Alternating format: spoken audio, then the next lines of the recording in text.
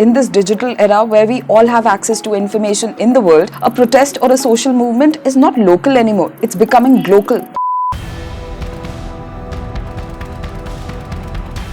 What do all of these protests have in common? Yes, apart from people protesting on the streets for their rights in their countries, the worldwide recognition and support stands out, and all thanks to the internet and social media. See, I'm not going to talk about who's right and who's wrong, but what I want to focus on is that in this digital era where we all have access to information in the world, a protest or a social movement is not local anymore. It's becoming global. So by definition, global means thinking globally and acting locally. It's been used in the corporate world for a very long time, and now it's showing its presence in the social and political systems as well. So when Rihanna, Greta Thunberg and other international celebrities tweeted their support for farmers' protests in India, it opened up Pandora's box. A lot of people on one side of the spectrum were like, it's India's internal matter and no foreigner should have a say in it or interfere. But somehow for me it's quite a defensive argument, because by this logic we shouldn't have shown support to France when Charlie Hebdo incident happened. We shouldn't have been vocal about Black Lives Matter, or we should have not spoken about atrocities on minorities in Pakistan. But we spoke because it mattered to us. Then why is it a problem now? See, the point I'm trying to make is that we all know that our social, political and economic systems have not been fair to a majority of people for a very long time.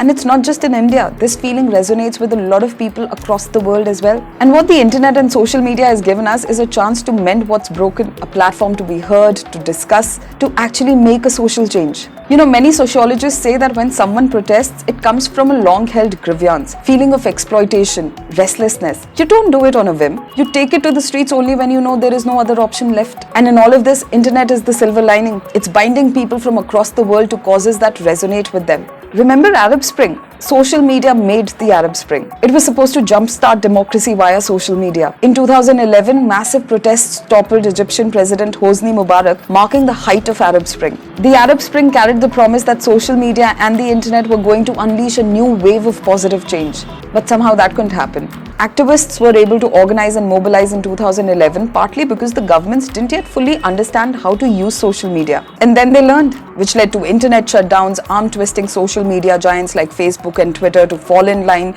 along with the arrests of activists and journalists. Don't you think it's got an eerie resemblance to the state of affairs right now?